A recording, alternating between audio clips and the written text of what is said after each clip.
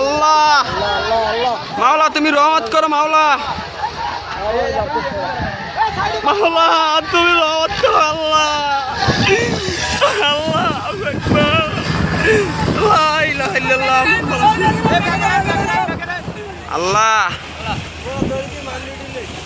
পট বন্ধ কা গুলো বলান দিয়া মাওলা আল্লাহু আকবার আল্লাহু আকবার আল্লাহু আকবার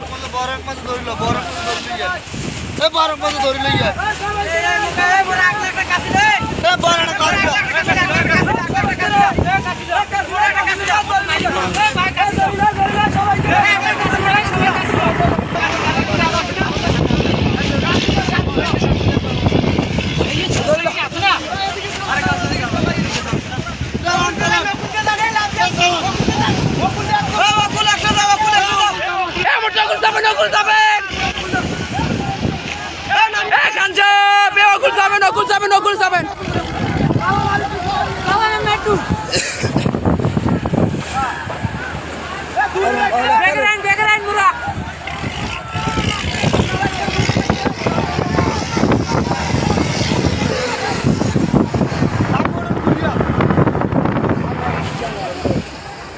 আল্লাহ রহমত করেন মাওলা রহমত করেন মাওলা।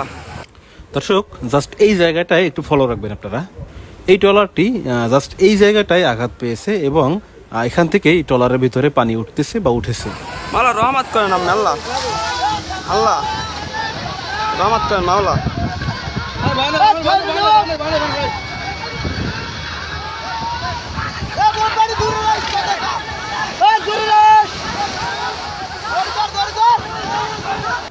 একটু লক্ষ্য করুন, জেলেরা কিন্তু এই ট্রলারটি একদম পুরোপুরি ডুবে যাওয়ার পরেই তারা এখান থেকে যাচ্ছে বা এই ট্রলারটিকে ছেড়ে দিচ্ছে। আসলে মালিকের এই কোটি কোটি টাকার সম্পদ তারা এভাবে ছেড়ে যেতে চায় না কখনোই। মাওলা তুমি রহমত করো মাওলা মাওলা তুমি রহমত করো আল্লাহ আল্লাহ আকবার লা ইলাহা ইল্লাল্লাহ। দড়ি দে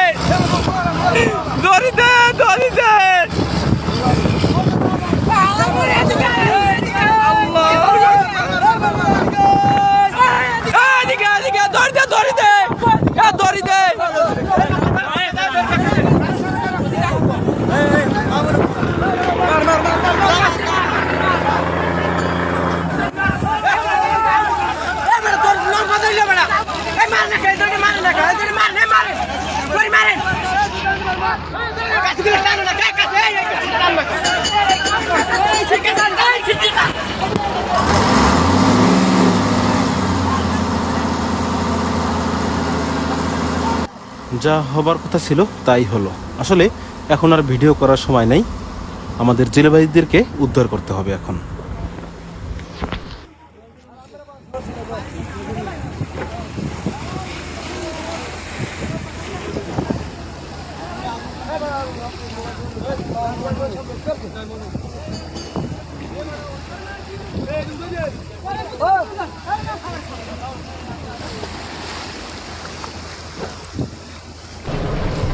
দর্শক আমরা এতক্ষণ যে ভিডিওটা দেখলাম এটা আসলেই একটা মর্মান্তিক ভিডিও। আসলে এই বিষয়ে কিছু বলার মতো ভাষা আমার নাই বর্তমানে। তো এখন হচ্ছে আমরা এই যে ট্রলারটি যেটা সমুদ্রের বুকে এভাবে তলিয়ে গেল বা ডুবে গেল, এটা কেন ডুবেছিল, কিভাবে ডুবেছিল সেটা হচ্ছে আপনাদেরকে বোঝানোর চেষ্টা করব। তো এর ভিতরে প্রথম কারণ হচ্ছে সমুদ্রে প্রচণ্ড পরিমাণে ঢেউ ছিল।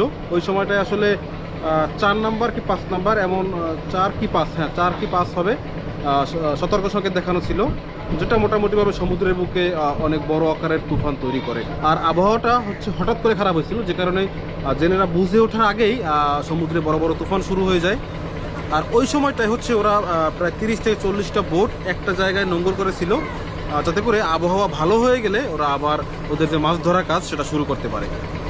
তো যেই বোটটা হচ্ছে দুর্ঘটনার শিকার হয় ওই বোটটা সোজাভাবে ছিল। এই বোটের পাশেই আরও একটা বোট ছিল। আর যেহেতু সমুদ্রে বড় বড় ঢেউ ছিল বা তুফান ছিল, ওই তুফানের কারণে হয়েছে কি মানে ওর পাশে যে ট্রলারটি ছিল, মানে আমাদেরকে হচ্ছে প্রত্যক্ষদর্শী যারা ছিল ওরা বলছে যে তুফানের কারণে মনে হয়েছে এমন যে পাশের ট্রলারটিকে তুফানে তুলে নিয়ে এই যে দুর্ঘটনা কবলিত যে বোটটা ছিল ওই বোটের উপরে আছাড় মারছে। তো তো একটা বোটের পিছনের সাইড যখন আর একটা বোটের উপরে পড়ে তখন দুর্ঘটনা কবলিত বোটের যে ওয়াটার লাইন ছিল ওই ওয়াটার লাইনের নিচ দিয়ে হচ্ছে অন্য বোটের যে শেপ ছিল শেপটা হচ্ছে যেটা দিয়ে মূলত একটা ট্রলার বা ফিশিং বোট কন্ট্রোল করা হয়। তো ওই শেপের সাথে যে চিকন রডের মতো থাকে ওই রডটা হচ্ছে দুর্ঘটনা কবলিত এই বোটের ভিতরে ঢুকে যাওয়ার কারণে হচ্ছে ওইখান থেকে পানি ঢুকে আস্তে আস্তে। এবং এই বোটের যে মাঝি বা যারা জেলে ভাইরা ছিল তারা আসলে এটা কেউ প্রথমে লক্ষ্য করেনি, খেয়াল করেনি। তো এর ফলে হয় কি ওই বোটের ভিতরে আসলে আস্তে আস্তে করে ভিতর থেকে পানি ঢুকতে শুরু করে। তো যখন বোটের ভিতরে পানি ঢুকতে শুরু করে বেশ কিছুক্ষণ চলে যায়, পানি তো ঢুকতেছে বাট জেলে ভাইরা হচ্ছে তখনও অতটা ওই বিষয়ে জানে না তাদের বোটের ভিতরে পানি ঢুকতেছে। তো আপনারা জানেন যে বোটের ভিতরে বরফ থাকে, মাছ সংরক্ষণ করার জন্য বরফ থাকে। তো ওই বরফের সাথে যখন সমুদ্রের লবণ পানির একটা মিশ্রণ হয় তখন ভিতরের বরফগুলো সব গলে পানি হয়ে যায়। এর ফলে হঠাৎ করে বোটের ওয়েট বেড়ে যায়, বোটটা আস্তে আস্তে করে সমুদ্রের ভিতরে ডুবতে থাকে। আর যখন আমাদের মাঝি ভাইরা টের পায় যে ওদের বোটের ভিতরে পানি ঢুকতেছে বা বোট অনেক বড় আকারে ইনজোর্ড হয়েছে তখন আসলে ওদের কিছুই করার থাকে না। তবুও আমাদের মাঝি ভাইরা আসলে আপ্রাণ চেষ্টা করেছে, যথেষ্ট পরিমাণে চেষ্টা করেছে, কিন্তু তারা এই ফিশিং ট্রলারটিকে তাদের মালিকের কোটি টাকার এই সম্পদটিকে আর রক্ষা করতে পারেনি। তবে যেটা ভালো খবর সেটা হচ্ছে আমাদের কোনো জেলে ভাইয়ের প্রাণনাশের কোনো ঘটনা এই দুর্ঘটনার ফলে হয়নি বা ঘটেনি। যেহেতু ওখানে চারপাশে অনেকগুলো বোট ছিল, ওরা হচ্ছে সকল জেলে ভাইদেরকে ওখান থেকে রেস্কিউ করতে পেরেছিল। তো আপনাদেরকে এই ভিডিওটা দেখানো এই কারণেই যাতে করে আপনারা বুঝতে পারেন যে আমাদের জেলে ভাইরা কতটা ঝুঁকি নিয়ে এই মাছগুলো ধরে আনে আমাদের জন্য।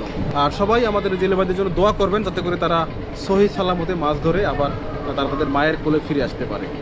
সবাই ভালো থাকবেন। আজ এখানে বিদায় নিচ্ছি। আল্লাহ হাফেজ।